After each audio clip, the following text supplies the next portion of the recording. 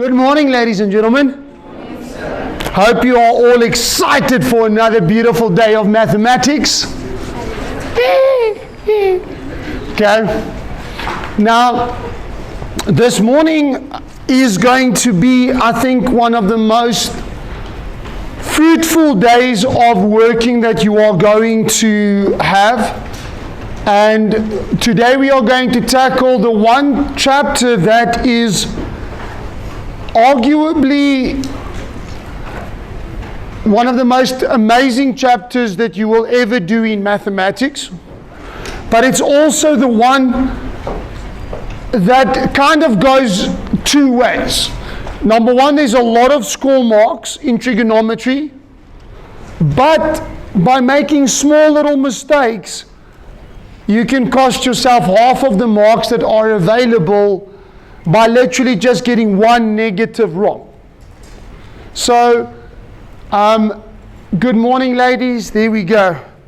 But before we get there, I am just want to quickly want to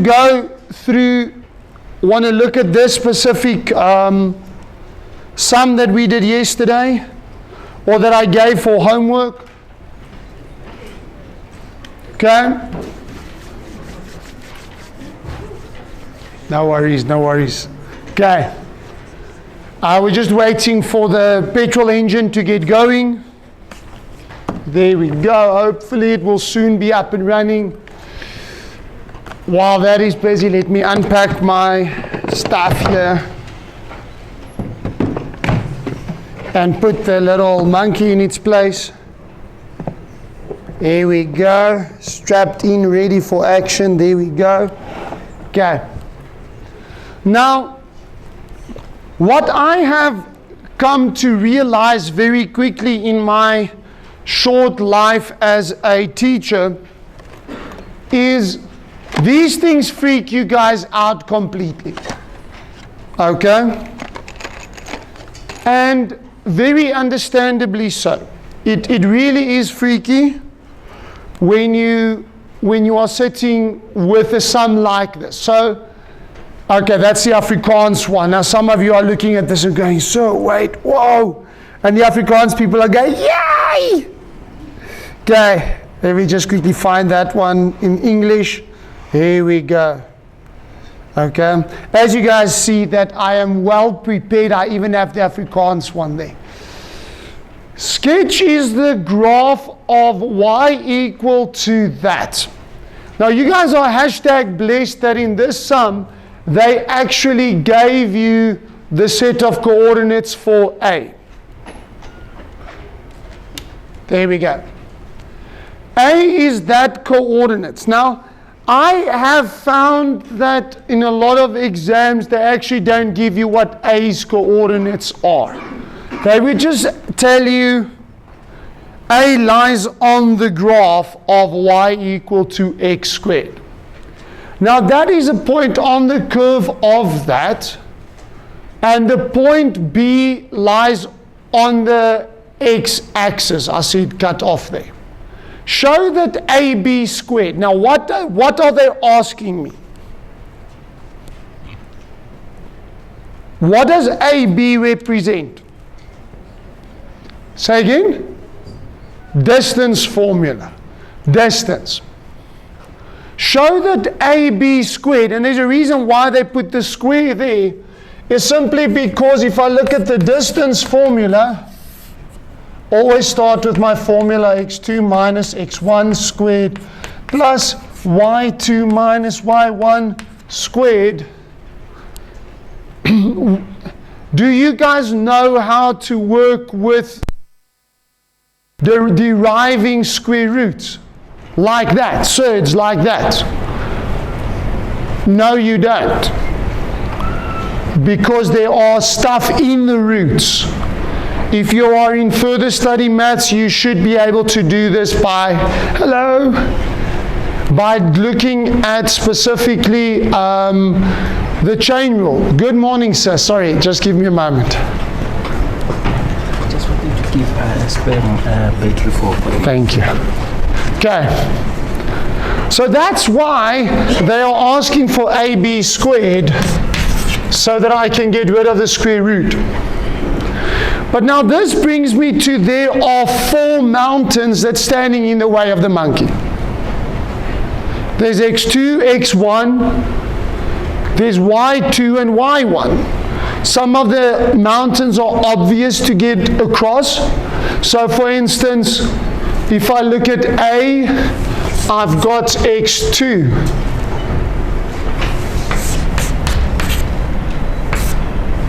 And I even have y2 because that is on the set of coordinates. Okay. But now let's look at B. X coordinate of 3, y coordinate of 0. And now we just square these out. So that is t to the 4. If I square this out, I get t squared. Good morning, sir. And there I've proven A.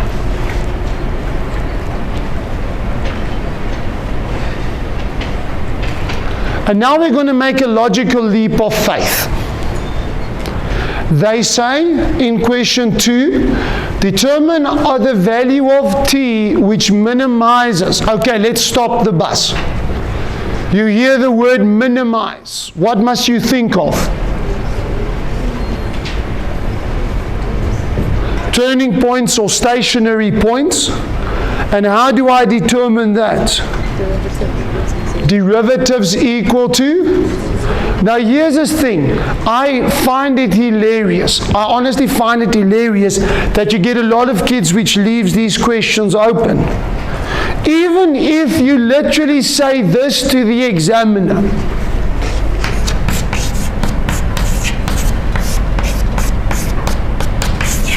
you get 1 mark.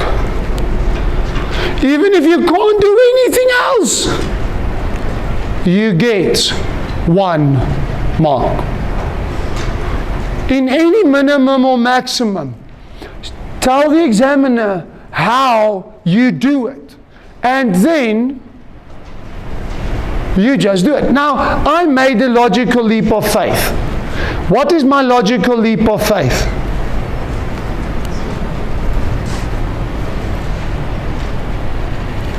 Did I derive the distance? No, I didn't. What did I derive?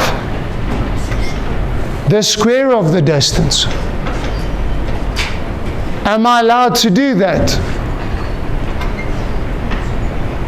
Yes, I am. Okay?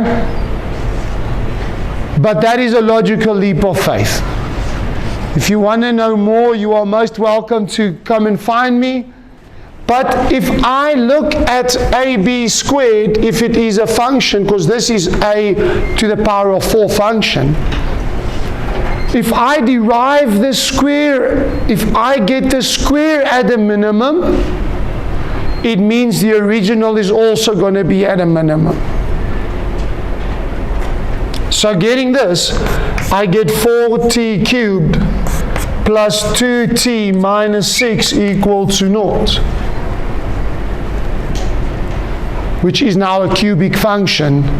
And the right answer for that is t equal to 1.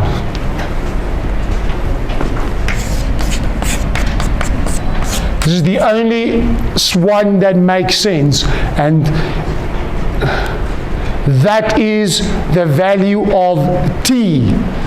So did I answer them? Did I solve the monkey?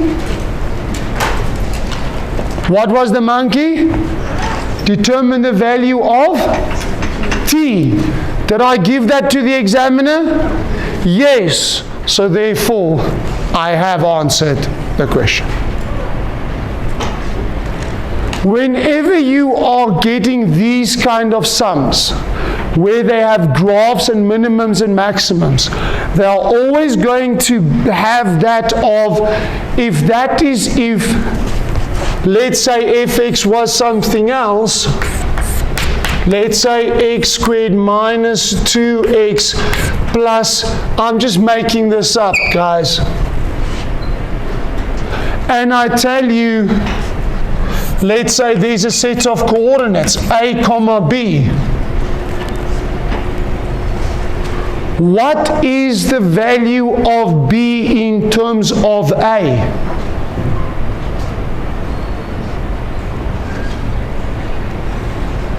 Yeesh, what are you asking, sir? Okay? Do I have someone that is willing to put their whole reputation on the line? If I tell you A lies on fx, what is B in terms of A? Yes. Should you mind using the mic there? I think B is equal to A squared minus 2A plus.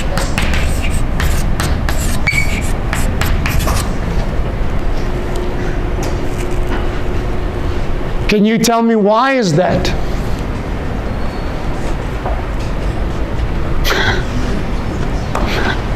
You're 100% right.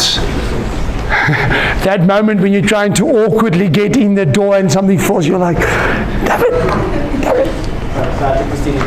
Ah, I see that. You come in with two ladies, of course you took the scenic route. Okay?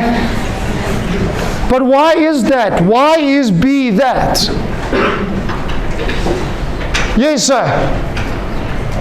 Because that B is the y value for A. When you sub in A as X, then you have to get B. Exactly. That is X and that is Y. And that's how they're going to try and catch you out. Because they give you A and B. Now you do whatever formula they want, and now you're sitting with A's and B's, you're like, I don't know what to do. This teacher, it's impossible. You get back after prelims, you're like, really? Was that it? Please try and work with as few variables as possible. Please work with as few variables as possible. Any questions on this sum? Okay. For those of you that want another nice little sum about minimums and maximums, when we make a break in between, I'll put another one on. That is one of those, not difficult but weird ones. Not difficult but weird ones. I love those. I love those. So what I would like us to do for this next 20 minutes, half an hour.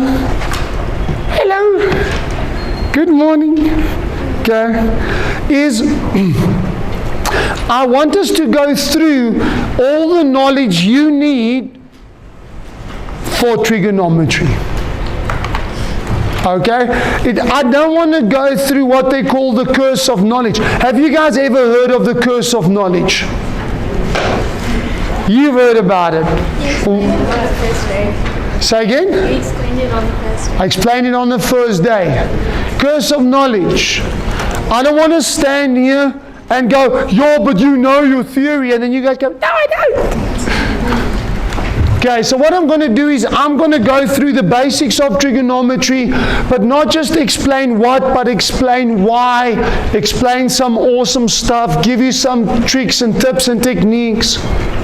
So I'm going to start with the cast diagram. Now this is in your booklet, but I do still encourage you to make notes. So if it's better for you, on page 17. Oh, that's Afrikaans, but it should be the same in the English. Okay? On page 17, there is the whole chapter on trigonometry. So, what I'm doing here, make notes on there in your book as much as you can. Because this is going to help you a lot if you understand it. So, in quadrant 1, let's say I work with theta. Now, what is the name that we give theta in this case? We call it something special. Yes, Miss. What do you say? What do you call it? The reference angle. Good morning. Okay. The reference angle. Now, whenever I talk about a reference angle, please understand the assumption you've got to make is the angle is always between 0 and 90. So when talking about a reference angle, it's always between 0 and 90. Afrikanertjies verwysingshoek. Okay, verwysingshoek. And please, the Afrikaners, I'm going to say, if I use English terminology and you don't get it, please just put up your hand and go, what is it in Afrikaans? And I'll gladly translate it. Then in the second quadrant, I'm going to work with 180 minus theta, 180 plus theta in the third quadrant, 360 minus theta. I hope that all of you understand how reference angles reduction formulas work. Then we get to the ones that I, honest to goodness, don't understand why you guys struggle with it, because it's so easy. Now, that is the curse of knowledge. Is in quadrant 1, I'm going to also work with 90 minus theta. Now, the moment that I work with 90 minus theta, what must I remember? Say again? Co-ratios. Why do they call it co-ratios?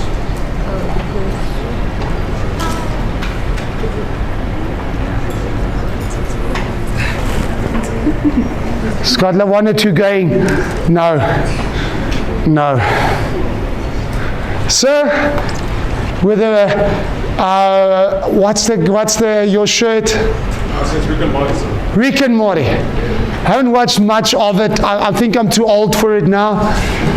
What do you say? Because you kind of want to put your hand up.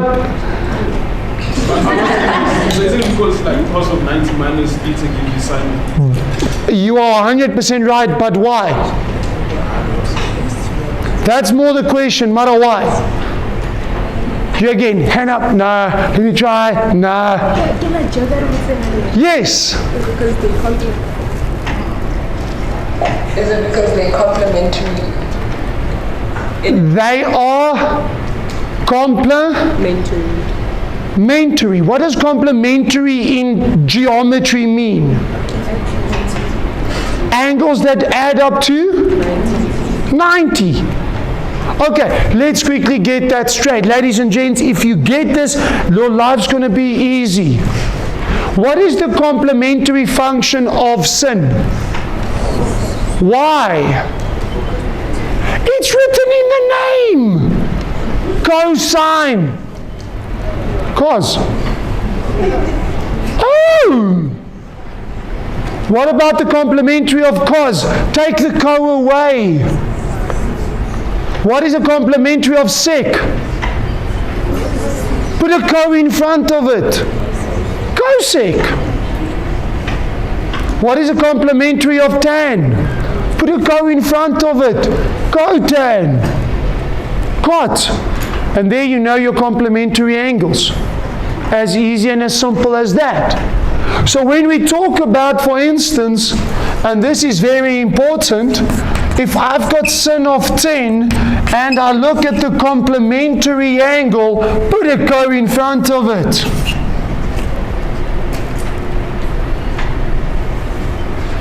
Or if I've got cosec of 20, but see, we haven't done this before. Take the co away. AP Maths guys, pay attention, because sec, cosec and cot is part of your curriculum. When you get to first year varsity, you're going to love me long time. Okay? So whenever we see angles adding or there's something about 90 cofunctions. So when we get to the reduction formulas, I want you to remember that, because that's where a lot of kids get confused. They see a 90 and they just want to forget about cofunctions and just go and change stuff. Please be careful. In the second quadrant, I'm going to work with 90 plus theta. But again, the 90 tells me cofunctions. The fourth quadrant is also part of the curriculum. Theta minus 90. Most teachers don't really show this to kids. That's all right. In the fourth quadrant, there's also negative theta. What does the negative in front of the theta actually mean? Think about physics. Yes, sir? Opposite direction. Because if I go a positive angle, and this is the one place where math, science, and geography can't agree on, because math starts on your x-axis and measures anti-clockwise. Physics and geography starts on the north and measures clockwise. It's the one part where maths and science can't agree on. But maths is right, we all know that. Let's just get it damn straight. Okay. So ladies and gentlemen, this is the basics. But I want to do one or two that I have found that my students really struggle with before we just run into wanting to apply things. Let's start with, if I get cos of 90 degrees plus theta.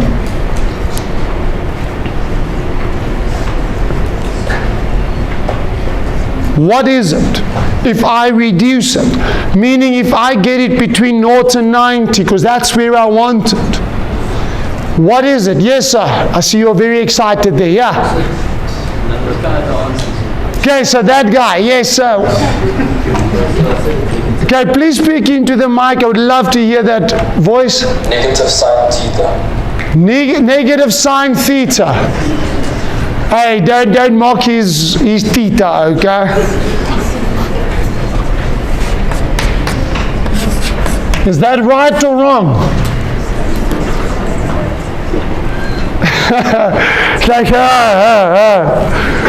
Okay, so you're 100% right. Well done, sir. But why is that? The 90 tells me cos changes into sin. 90 plus, and this is where kids get confused, is in the second quadrant. Is cos positive or negative there? Which is sin? No, not what it changes into. Cos. Cos is negative there. If you understand that principle, life's going to be simple and straightforward. Okay?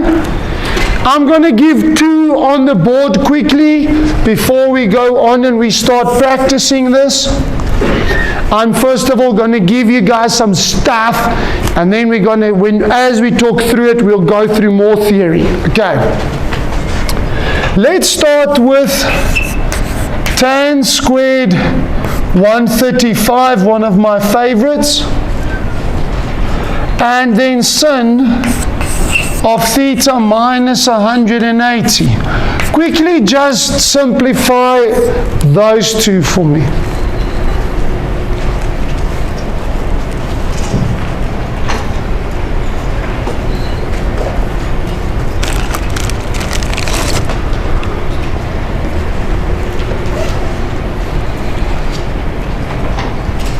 Okay,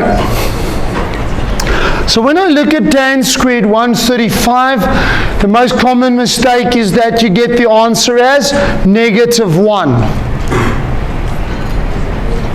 If you got the answer to be -1, is there any of you that got the answer to be -1? few of you got that answer. Be careful. Because remember, tan squared means that square is outside. Which means I'm actually sitting here with tan of 135 squared. Now if I look at tan of 135, yes, that is negative tan 45, but then that must be squared. Okay, so kind of be careful. So when we're looking at this, this is negative tan 45, but squared. So this is negative 1 squared, which is 1.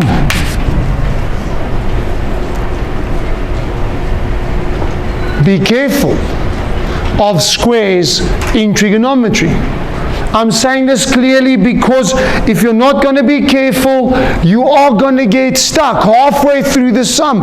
And then you can't go further because you can't do what the examiner wants you to do. Then you could lose 3 marks. Now, ladies and gentlemen, if there's one thing I'm hoping to teach you in the next 2 days, is if you do the basics right in trigonometry, as well as in geometry, you can score more than half the marks without thinking. If you just have your basics right. If you have your basic steps right, you can score more than half the marks, even in geometry. Hashtag guaranteed. If you do it right. So what are my steps when it comes to simplification? There's always the first 2 steps. Step 1 is I'm looking for my angle between 0 and 360. That's always my step 1.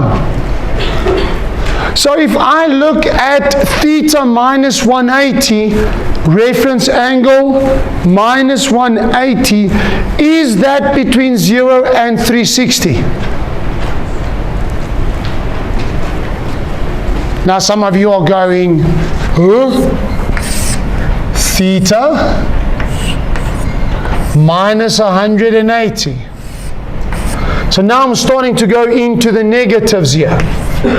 So is it between 0 and 360? No.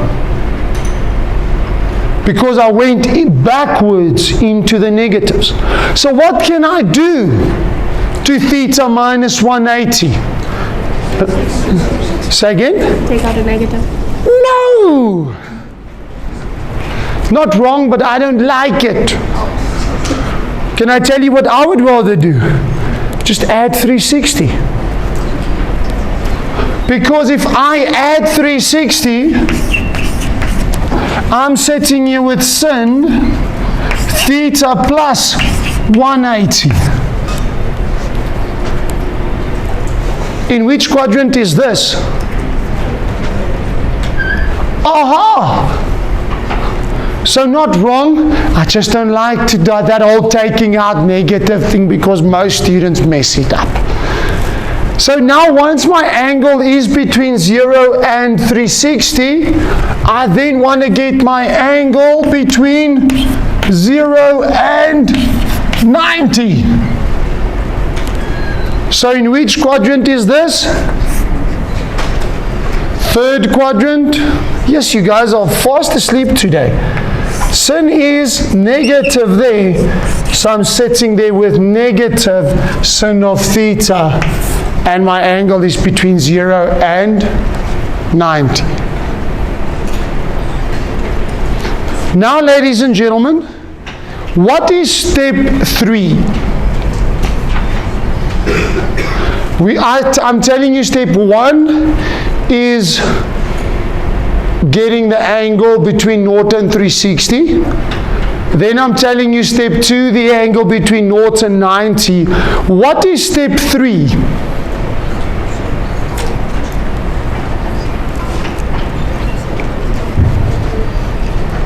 Come on, matriculants. So what would you say is step 3?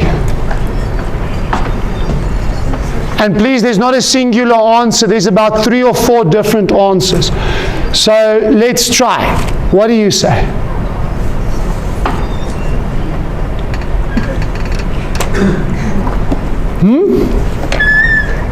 Find the general solution. Okay, that is if I'm solving, right? Okay.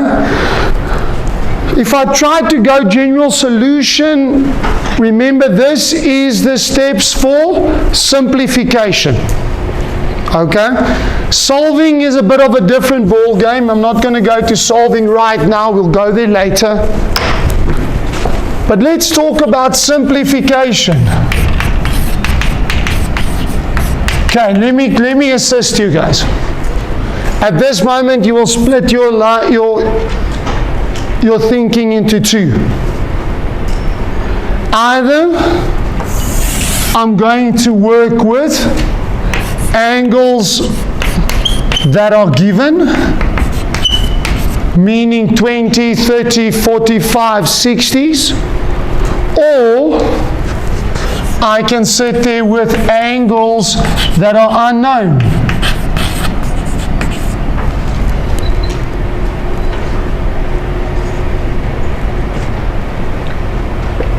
So I'm not going to tell you step 3. So I want you to figure it out by doing those 2 sums for me, please. So I'm going to give you guys about 10 minutes to simplify the following for me.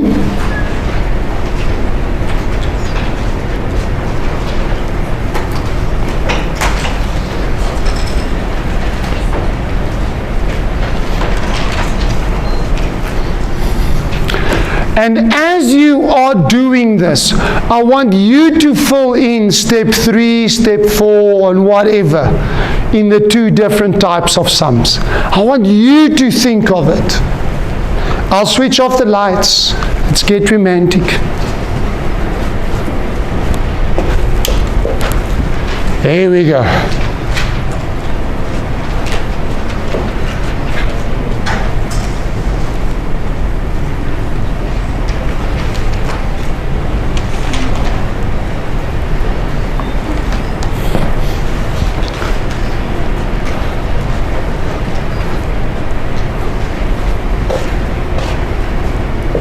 Let's start with the first one. Cos squared 180 plus a times by tan 360 plus a over cos 2a plus 90 tan of 315. Miss, you there with a lovely white fluffy jacket on. Yes, you. Would you mind guiding me through this, son? Okay? I have no idea. But the miss behind you with a fluffy jacket on, yes. In the mic, would you mind guiding me there, please? I would say you should start by reducing the angles together. Okay. How am I going to do that? Which one am I gonna handle first? That one, that one, that one, or that one?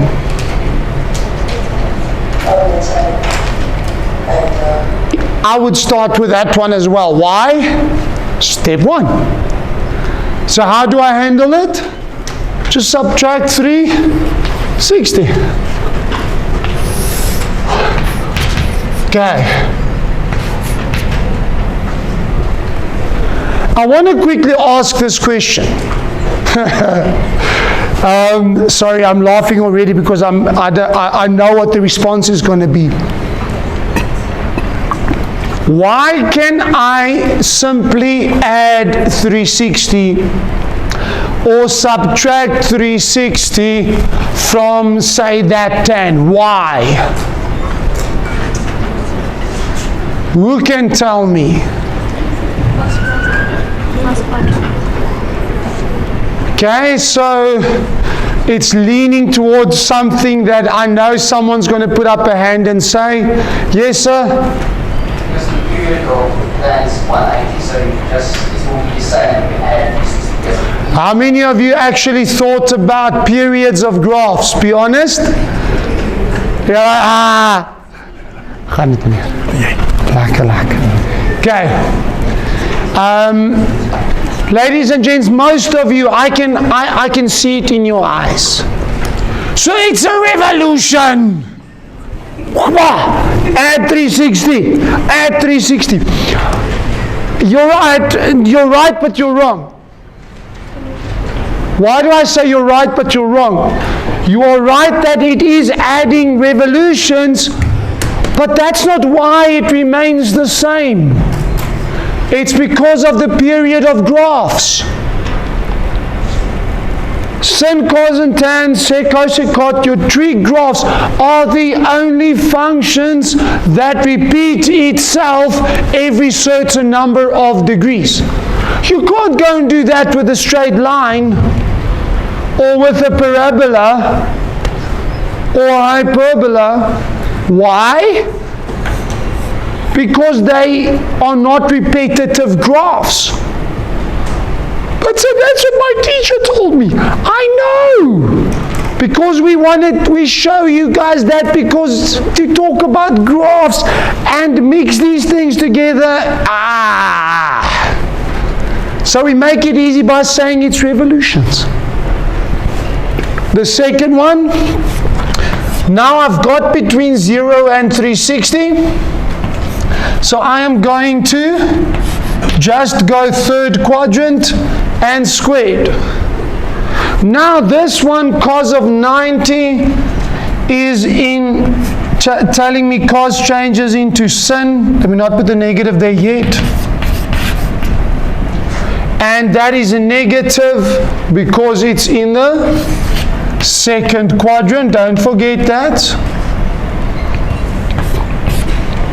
And tan of 315, negative tan 45.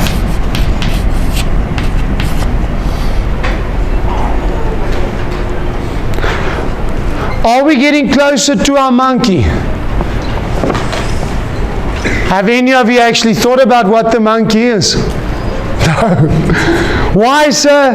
Because we just run into things. We don't care what they're asking, but man, we're running into this. What you guys are doing is a problem-solving technique called the gung-ho method. You've never heard about that, right? It was a term coined in the First World War for kids about your age, so that was sent into the First World War, and they went berserk because of all the trauma that happened, and they would literally run onto the battlefield and kill anything and everything in front of them. That was literally what happened. They went bonkers, and they coined the terminology gung-ho, meaning you just run into it like the Naruto runner. I know something about Naruto, okay? The Naruto runner who's holding his hands behind his back. Why does he hold his hands behind his back? Because he doesn't want the other guys to see what he's doing. That's actually the reason behind it, if you didn't know. You guys just see the Naruto runner. The problem is, so you guys also don't even know what you're doing. You're just running into the problem. Ladies and gentlemen, I'm going to quickly say this very, very carefully. Very clearly. The gung-ho method only works for problem solving in two cases. When you know exactly what is expected of you.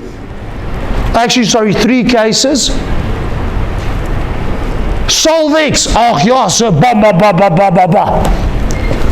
Simplify. What does the word actually mean? Start thinking about that. What does the word simplify actually mean? Make it one term. Okay, please speak into the mic. Make it one term. Unfortunately not. But you are close. Make it smaller. Now here I'm saying something, and I know you guys are not thinking about what you're doing, you are just doing it. You are all brand ambassadors for Nike. Just do it. You are doing a lot of things intuitively without thinking. So the first method, or the first thing, gung-ho method, is when you know what you're doing, but you guys don't actually know, you just do it. The second one, where it's helpful to have the gung-ho method in your pocket, I've got no clue what to do. So let me just run into the problem. There is a third way where the gung-ho method really works, but you've got to be careful. I'm saying this even on the recording, be careful. Is the gung-ho method works when there's an emergency. If my little girl, who's now 10 years old, about 4 or 5 days ago, she turned 10. Whoa, love her to pieces. When she was 3 years old, she just came, we adopted her, and she came into our house. I love her to pieces. And one day she runs to me, and she's bawling her eyes out. My head is sore, my head is... Ah! Am I going to look at her and go, oh my darling, how does that make you feel inside? You know, are you all right? What did you do? Did you think about what you were doing? Is that what I'm going to do as a dad? Hell no. Hell no, I didn't. Fortunately, and listen up, I did first aid for about 6-7 years. Did training and worked at sports. I know what to do. Put her hand under cold water. I suspect she has a burn. I suspected, and it came out about 3 years later that my suspicion was right. She didn't want to tell me because she was scared that I'm going to hit her or do something. But she put her hand on the iron that our lady that was working in our house was ironing. She didn't want to tell me. But I knew as a first aider what to do. So that kicked in, and I'm like, okay, let me take your hand. She's bawling her eyes out, sitting on my lap. She doesn't want to tell me anything, holding it under the tap. Eventually call my wife. I'm like, just get some cream to put on. I suspect it's this, I don't know. The problem is, ladies and gents, if you are not well versed in what emergency situation you are in, you can cause more harm than good. You come to a car crash. You see the person trapped inside. You get the person, you pull them out of the car, and you're going, oh, I'm the hero. That person is paralyzed for the rest of their life. You have paralyzed that person. Oh, but so I saved that person. The lawsuit is going to say differently. The lawsuit is going to say, you had no right, because you have no knowledge of first aid, to know you've got to first stabilize the neck and the head. And only when you've done that in a certain way, by getting someone else, you can take them out of the car and lay them on the street, or wait for emergency guys to come. And that has happened many a time. I promise you that. Be careful of the gung-ho method, because what you guys are actually doing is counterintuitive because you're not thinking about it. And that's what happens in trigonometry sometimes. So when I look at this, what is the question? Simplify. Make smaller. Now I am stuck. Because how the hell do I make this smaller? One of you are going to go, change 10.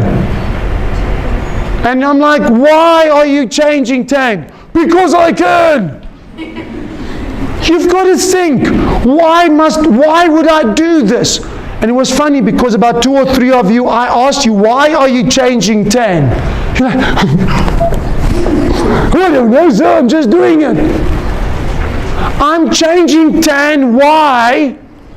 Because it's easier to work only with sin and cos in a sum than to work with sin, cos and tan. Because it actually is going against, countering to it, against the sum, because the sum is saying make smaller, but now you're making it bigger. Think about what you're doing before you just do it. So if I look at tan of A, yes, I'm going to change it into sin A over cos A. And it's not because I can, it's because it's easier to work with now. How many of you changed sin 2A into 2 sin A over cos A? Why did you do that? Because we can't cancel it. Okay, because there's going to be cancelling out. And it Works out. But how did you know? Did you know that it was going to work out? Yes or no? No. Thank you for your honesty. I really appreciate you. Sometimes it feels like I'm picking on you this week. I'm not. Okay? You're just right in the front and you're right here with me. Can I give you another reason why I would do what you did and you did it right? Are the angles the same between 2A and the rest of the sum? No. Because the angles are not the same, I want to make the angles the same. So because and now I only have one choice with sin 2A. I want to get the angles the same.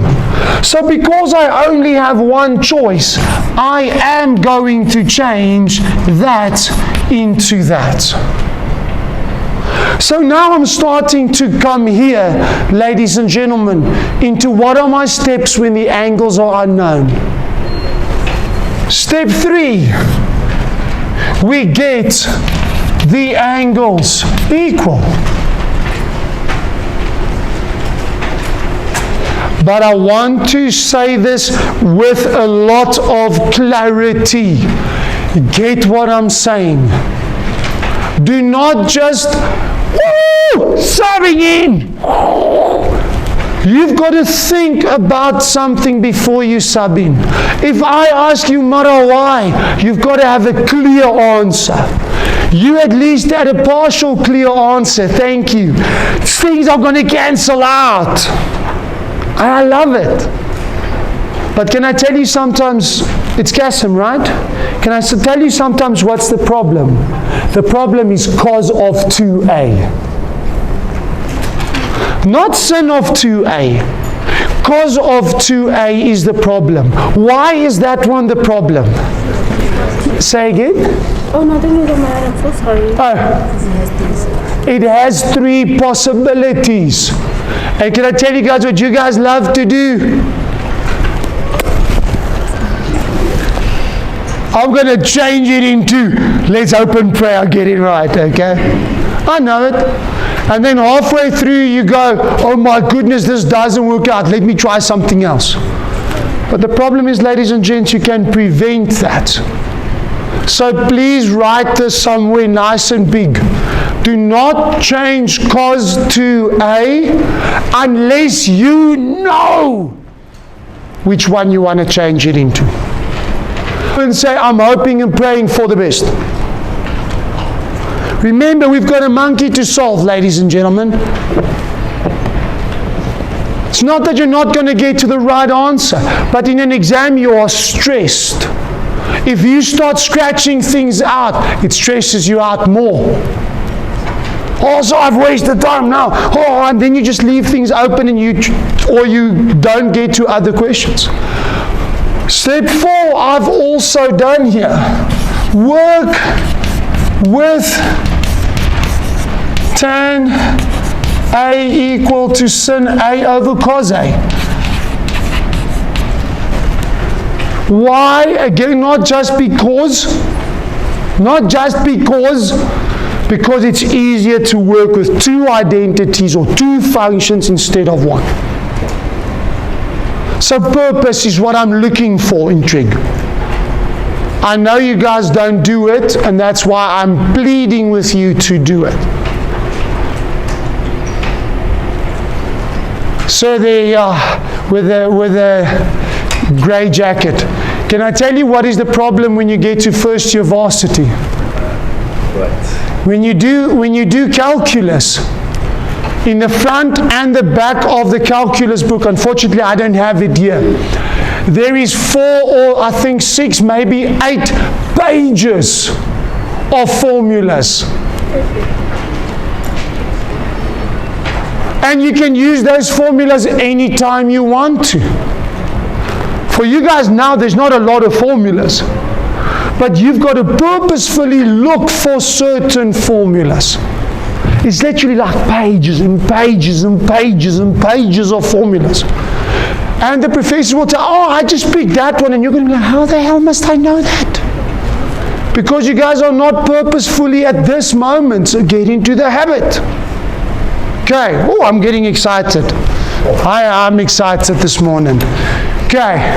So yes, negative cos A, this is perfect. This is a special angle. So there's number 3. Special angles. Tan 45, negative 1. If you are one of those lazy son of a guns that love to use your calculator for special angles, you've got to go away from it. Because if you are going to write the NBTs in September and August, you are not allowed to have a calculator there. When you get to first year calculus, I'm sorry to say, in some universities, no calculators are allowed in the exams. Yeah, hey, oh, yes. It's negative cos A squared. It's negative cos A squared. Thank you, Kasim. You're keeping me on my toes here. So, ladies and gentlemen, please make sure that you are well versed with special angles. If you are not, I can gladly show you a trick that I've done many years, that I've developed. A lot of teachers don't like it. I don't blame them. So this one is cos squared A times by sin A over cos A over negative times by negative is a positive 2 sin A cos A. Now that one of those causes is going to divide away. Am I getting closer to my monkey? Yes, because I'm making the sum smaller. That sin A divides away with that sin A. That remaining cos A divides away with that, leaving 1. So my answer is 1 over 2.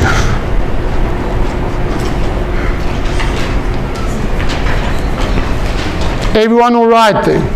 Now I know I'm taking long to work through this example, but it's simply because I want you guys to get to work systematically and work through it proper. Not just because I use what I feel inside. That feeling inside can sometimes go in very, very wrong directions. Okay. Now, ladies and gentlemen, let's quickly look at number 2. But before we go to number 2, are there any questions about number 1?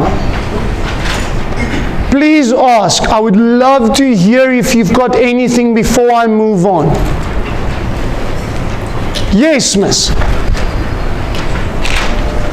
Something stupid, but like, I write very small, so like when I do my sums, am I allowed to, for example, if I'm working with a fraction, am I allowed to say sin A / cos A or not? You can, So you're talking about, instead of writing it like this, to write it like this. You can, but I am going to tell you, be careful. Because you don't know who's going to mark your final exam. And sometimes, are you in a government school? Understand that the examiners mark 12 to 14 hours a day when they mark your finals. They start 7 o'clock in the morning and they mark till 7 o'clock at night, sometimes later. So if that examiner maybe misreads that slash because it's 6:30 at night and it's the last script, they might misread it. So I would rather stay away from it and go over. So it's not wrong, but I'm just asking you, be careful. Any other questions? Yes, sir. Sorry, sir. Do you have the special angle triangles? I do. Okay, now because you put up your hand, you're gonna be my guinea pig. Can you count to 4? Okay, great. Okay.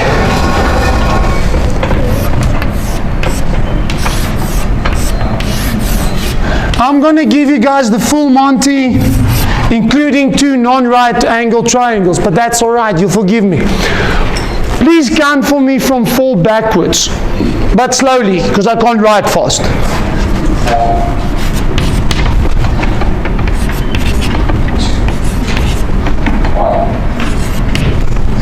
Okay, please repeat the process. Okay? So backwards again. Yeah. 4.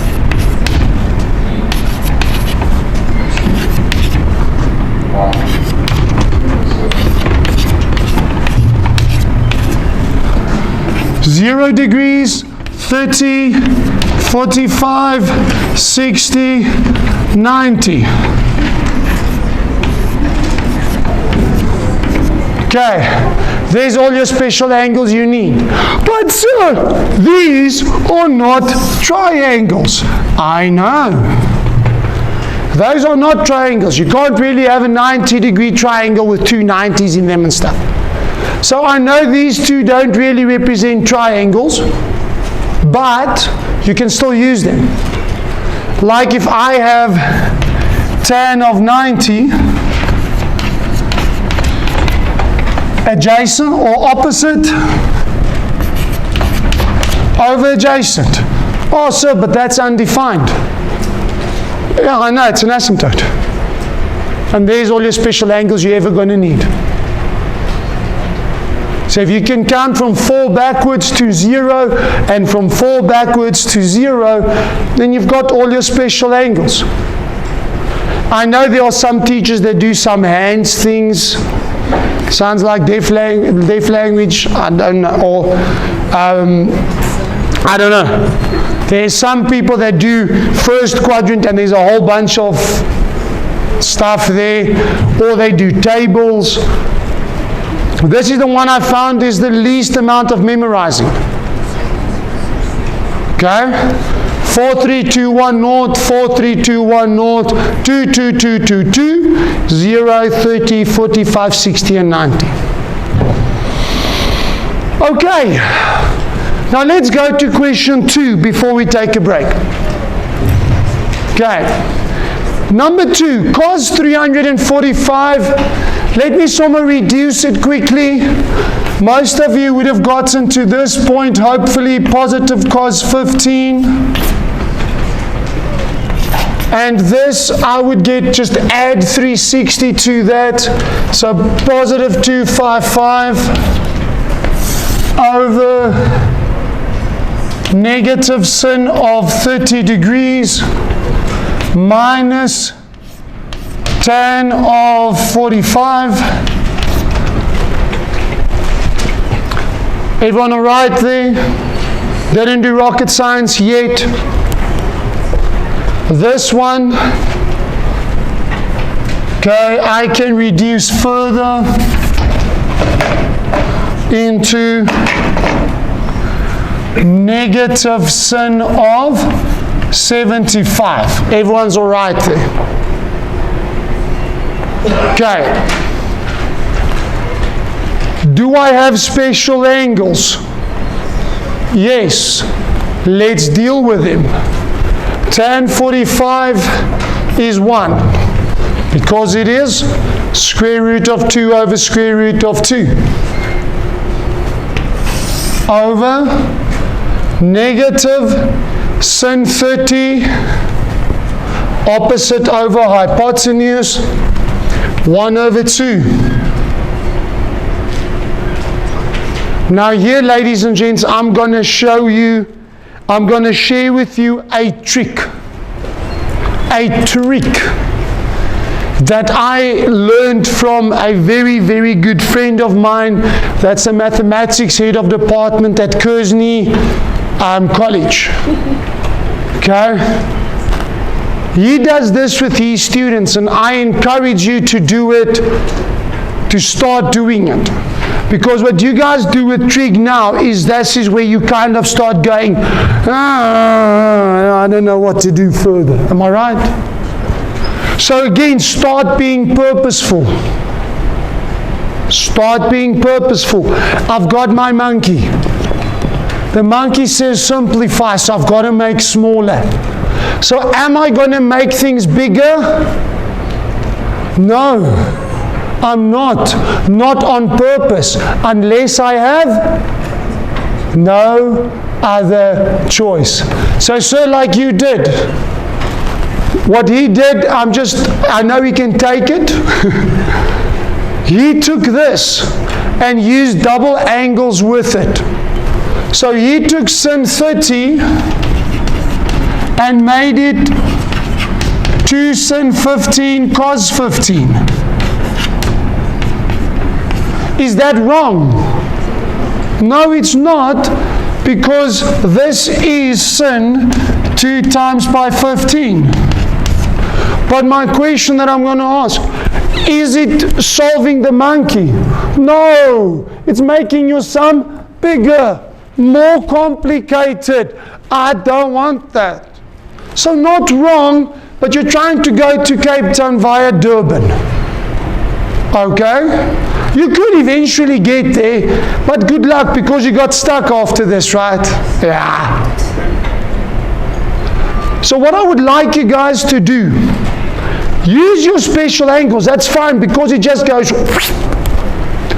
But now, what I would love you to start doing is the following. If I look at cos 15,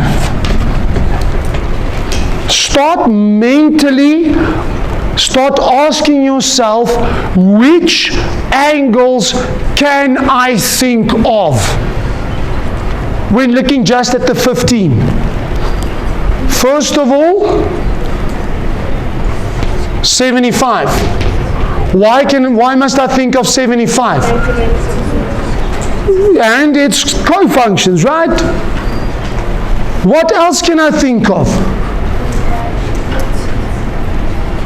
What else can I think of? Now some of you are like, so that's how far I got, okay? But guys, you've got to start thinking further. I can think of 2 times pi 7,5.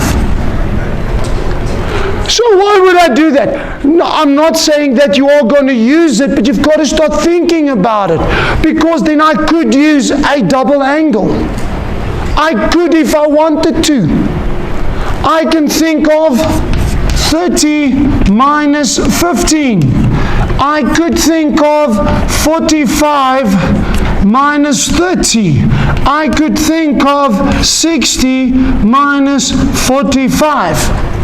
I could think of a half of 30. Those are all my options. Automatically, ladies and gentlemen, there are 3 of them that stand out for me. Which 3 stand out? 75, 45 minus 30, 60 and 45. Those three stand out because I have a 75. I know everything about 45 and 30. I know everything about 60 and 45. Am I going to use this? No. Why not? What is the instruction? Simplify. That would make the sum like whoop, if I use those angles. So it's not wrong, but I'm going to go to Cape Town by going to Durban first. Not that I don't like the coast, but sure. But I'm going to go through the same process. I'm actually going to leave the 15 as is. But Sylvie, why did you go? Because I'm teaching you.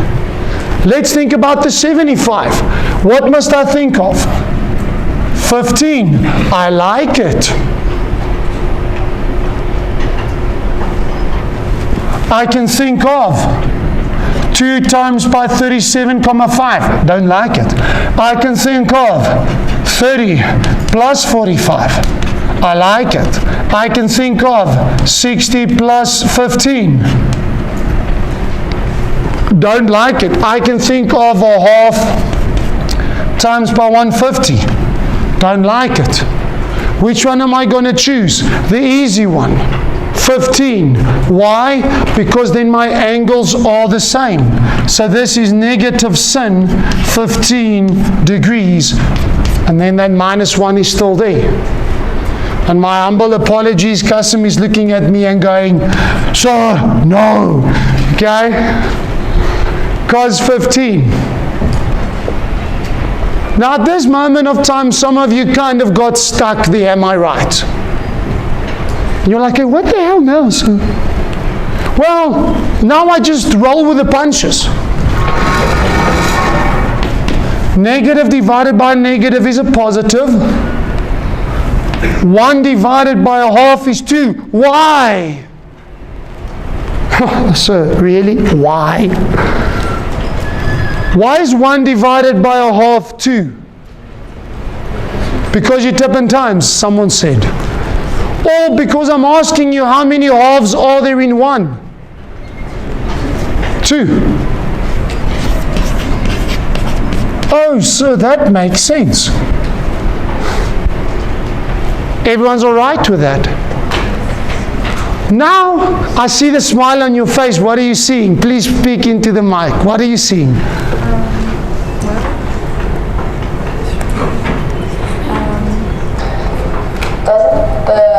Isn't that an identity? Oh my goodness!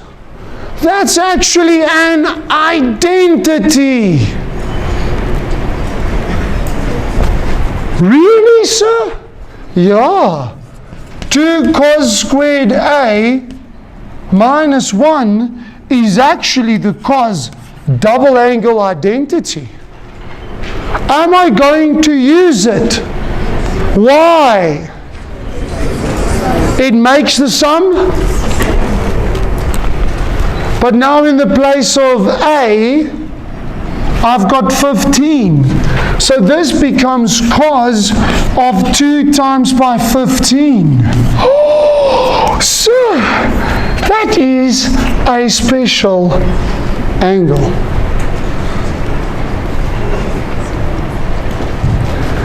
If there's one thing I hope to teach you today, is to be purposeful with trig. You cannot just use your instinct and go, oh, there's a feeling in my body. I've got to use this. No. Because if you go in the wrong direction, we stop giving you marks. And we've got Dr. Peter Klaassen, who's the head of the junior tax here with me, and he can vouch for me if what I'm saying is wrong, because he did his doctorate's degree. If you go in the wrong direction in your masters and doctorates, how quickly do they stop you? Very quickly. That is, whoa, start over. But I have done years of research. I don't care. You are going down a path where you're making assumptions that are not right. Start over. Really, really, my dad, it took him 4 or 5 years to do his master's degree. Very proud of him for finishing it off, but it took him 4 or 5 years because of the rigor that is involved. Guys, you are training yourself up to get there. But you're not going to get there by instinct. And time is flying. Okay, I hate it because I wish I had another 4 days with you guys. Okay. There is an 8-mark question for you. First of all, prove the identity, and then hence or otherwise. I just realized, my apologies, it's not recording. Here we go, it should be on now. Is that fine? Okay, so there's an 8-mark question. Prove the identity, hence or otherwise. Determine a value for tan 22.5 degrees without using a calculator. Okay, so there you go, 10 minutes.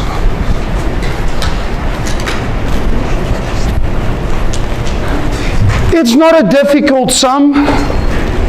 So really, it isn't a difficult sum, but there's a few hidden things in here I want to share. And like you guys are purposeful, hopefully you're starting to become purposeful with this. You're starting to go, I'm not just going to change, I need to know what I need to change. So let me give you a bit of advice. Is where would you start with the sum? Where would you start? Yeah, you. I do not know. But on which side would you start? The simpler side, so the one give us into. Okay, now she started with a side that very few of you started with. She said, please speak into the mic for me because I love what you said. I start with the simple. So I start on the right hand side. And I change this into 1 over sin 2 sin x cos x. Very few of you started on that side. And I can tell you why, because I know what your teacher told you. You start on the most difficult side. I know, I was taught like that 32 years ago, okay? 22 years ago, oh, not 32, yo. Woo, I'm not that old yet. Ladies and gentlemen, in this, miss, I want to applaud you. I want to applaud you because can I tell you something?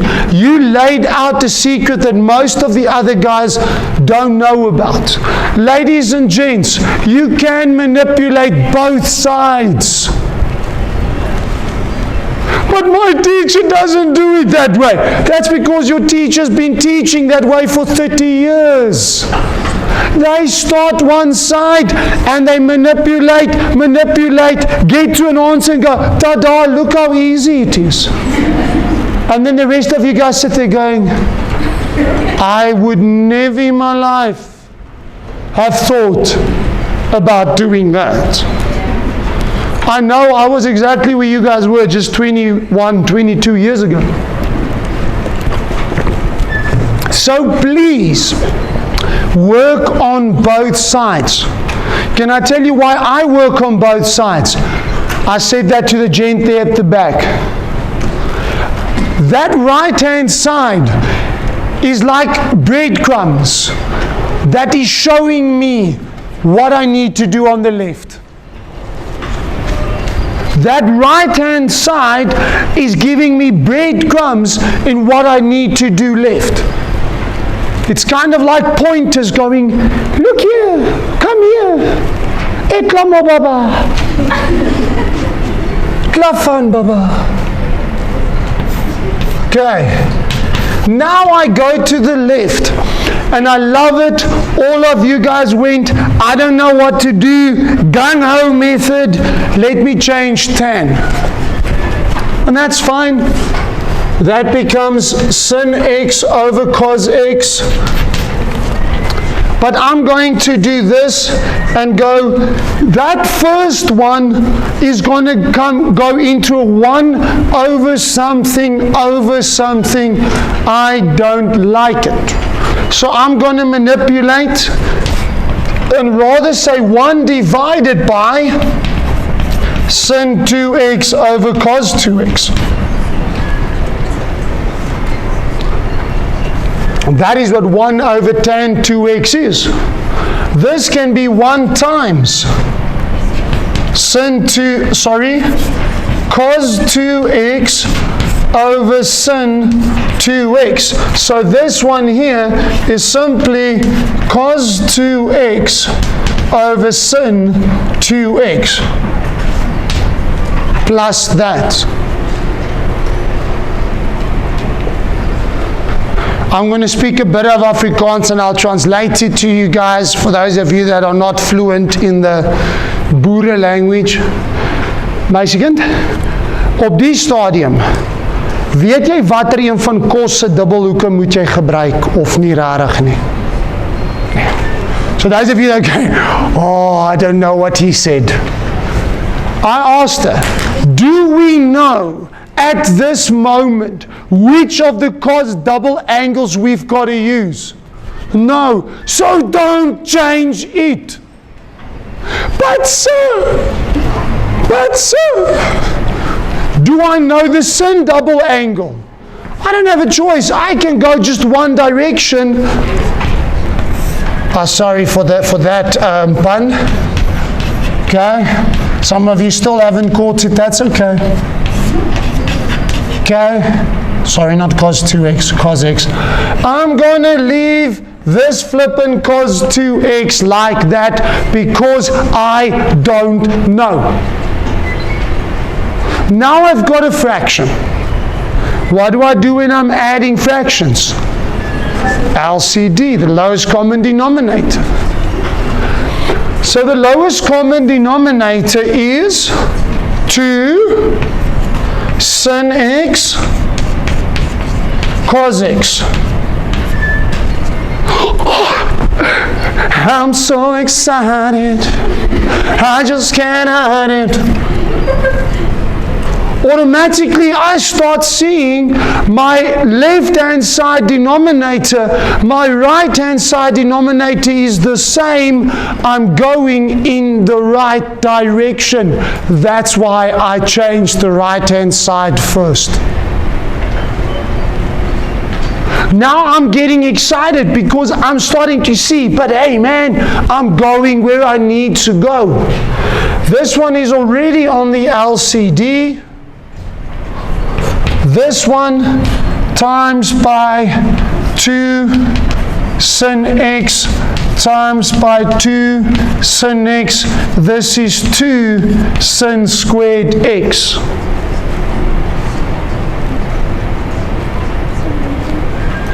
Now I start thinking, is there anybody that's first? Is there anybody that's confused about that step? Please be honest. Okay, what part confuses you? The 2 sin squared, or what part? This part here. Remember, for me to change the cos x into my LCD, I need to multiply it by 2 sin x, right? But what I do in the denominator, I do in the numerator. So 1 times 2 is 2. Sin x times sin x is sin squared x. You're good. Okay. Now, I've got to ask myself this question. Where do I want to go? Look on your right hand side. There's only numbers there. So somehow, we've got to get rid of this 2 sin squared x. That kind of points me towards which of the cos double angles must I use. The one that only has sins in them. So let's do it. Now we can say, well, this is 1 minus 2 sin squared x.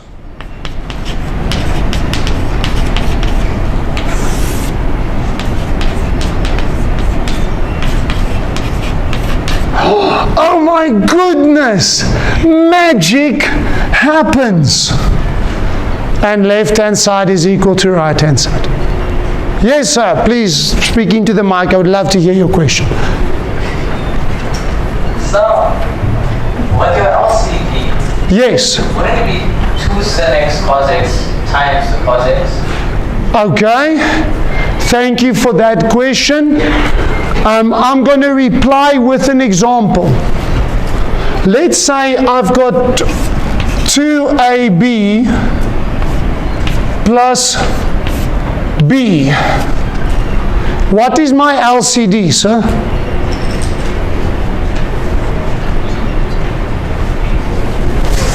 I need a 2.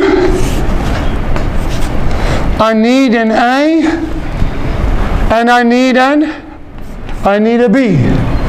You're with me? Because that b automatically covers for that b. Well, a's and b's are just sins and causes here. If this was b squared, then I needed b squared there. But the moment that I've got a b and I put it in there, I've already covered it. Awesome. I'm so glad I can still do grade 10 maths. Not that one, not that one. Where's the other one that I did? Sorry, there it is. 10 minutes. Given that cos 8 is times by cos 16 is p, and sin 8, sin 16 is m, determine the following in terms of m and or p. So you can just have m's in it, or p's, or both. 10 minutes. Ladies and gentlemen, I know that some of you are still stuck on the second one. And then I'm already going to go past all of them.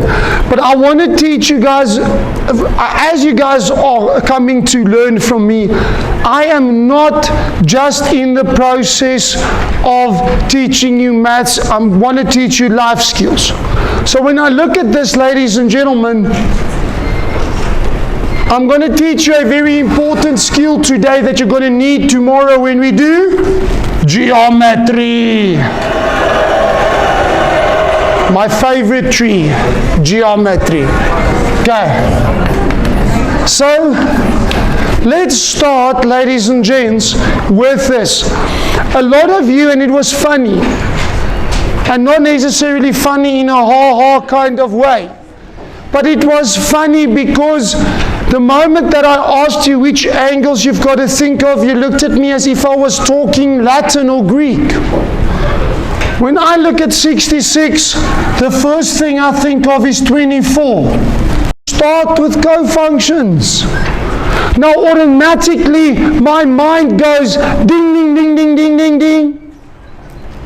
Because I look at 8 and 16, and that kind of, I'm not even going to look at all the rest. Because 8 and 16 can somehow get to 24. So I'm going to go that route. I'm not even going to look at all the rest. So this is cos of 24. You don't have to write more. But you do have to write it. You don't have to write more. You just have to write it. Now, I look at what I have been given. An 8, a 16. How does that come closer to 24? I'll just add them. Guys, I'm not doing it because I am just feeling it in my bones. I'm doing it because it's there.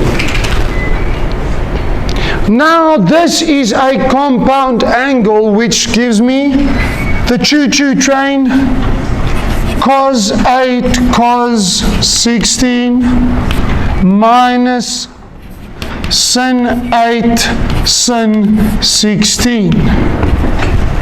This gives me B minus M. Okay. I think all of you hopefully got there eventually. Eventually. But now here is arguably one of the most important skills you're going to learn in trigonometry and in geometry. What do I have now? And I know none of you thought about this, and that's again fine. I have just proven, ladies and gentlemen, that cos 24 degrees is equal to that. That means for the rest of the sum, I can work now with 24 degrees. Magic! Now when I get to my students and I tell them to do trigonometry, I tell them with this kind of sums, you need a triangle. I can now draw a triangle for 24 degrees. For 24 degrees, opposite, sorry, no, it's adjacent. So this is P minus M. And hypotenuse is 1. My opposite is the square root of 1 squared minus P minus M squared. So this is the square root of 1 minus P minus M squared.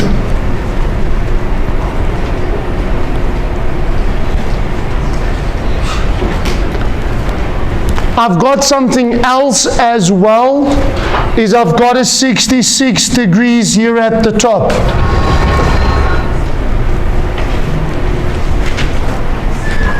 Why would I want this? Because now for the rest of the sums, I can do anything about 24 or 66 in terms of P or M. So now I know I've got another tool in my toolbox I can use to solve whatever comes next. Miss, can I tell you what is the big issue in geometry? A lot of times they ask you guys, prove this is a cyclic quad. You do it, you go on to the next one, and you get halfway through and you're like, yes, flipping hell, how must I get this equal to that? But then you forgot to look, now that it is a cyclic quad, what other properties can I assume? Which other angles can I now get equal and use it in the rest of the sum? That's what the examiners are looking for. That's why a lot of you guys get stuck halfway with geometry and you don't get further, because you forget that when you've done a sum, what does it mean? Now let's look at B. I don't know whether I'm going to use this. I don't know, but let's see. For B, I'm going to reduce. This becomes positive tan of 8 degrees. I'm going to subtract 360 sin of 16 over positive cos of 16. Some of you then were a bit hyperactive and you started expanding the 16s because you've got something about 8. I know there's something about 8, but my sum also has 16s in them, so rather just leave it. rather just leave it until you're 100% sure. Now tan of 8 is sin of 8 over cos of 8 times by sin of 16 cos of 16. I can do that because there's a times there. If there's a plus there, you can't do it. If there's a minus there, you can't do it. But because there is a times, I can do this. Oh, but wait, sir. This is M. That is P. Yes, miss.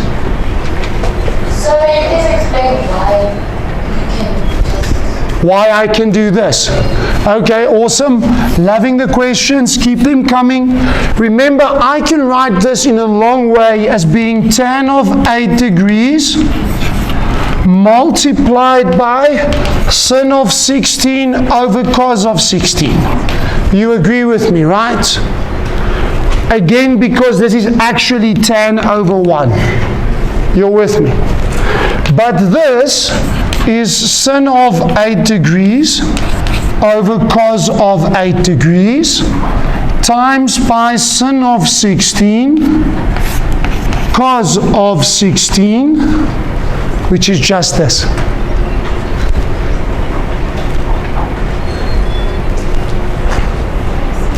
Okay. Now, is there more that I could do now that I've done this sum, that I've got this M over P? I'm talking about for the next sums. Does it really mean much for the next sums? No. But I must think about it. I mustn't just go to the next sum. I've got to think about what I just did. It's not going to take me any further. Now we get to this last one.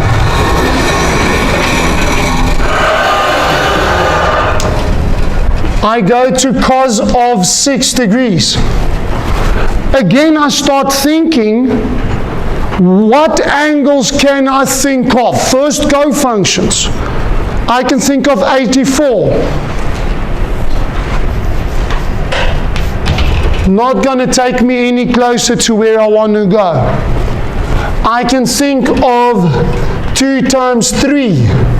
Not going to take me closer to where I want to go. Now I go to special angles. 30 minus,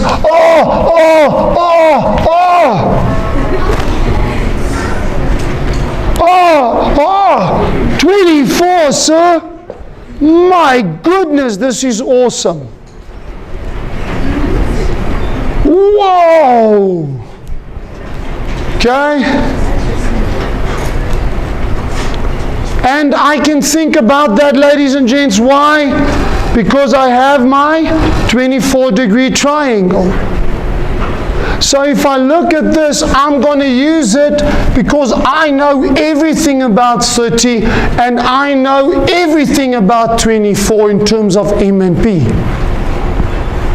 So this can now be cos 30 minus 24. And someone asked it here on my right-hand side, so are we going to expand? Yes. Mara, why? I've got no other choice. I don't have a choice. So yes, it feels like we're going further away from the monkey, but actually you're just crossing a mountain to get to the monkey. Because this is a choo-choo train. Cos, sin, sin. Choo-choo train. 30, 24, 30, 24 with a plus in between. Cos 30, square root of 3 over 2. Cos 24, well, now I look here. Cos 24, adjacent over hypotenuse. Let me take that one right to the top. Okay, no, that can't go further. So this is just P minus M. Sine 30 is a half. Sorry, not equal to, plus. Sin 24, square root 1 minus P minus M squared. And man, you can leave it like that. If you want to take it one step further, you can say square root of 3 P minus M plus 1 times by that root over 2, because both of them are going to be over 2. Monkey behind the mountain, did I answer the question? Do I have it in terms of P and M? Yes. So that is my answer. Yes, miss.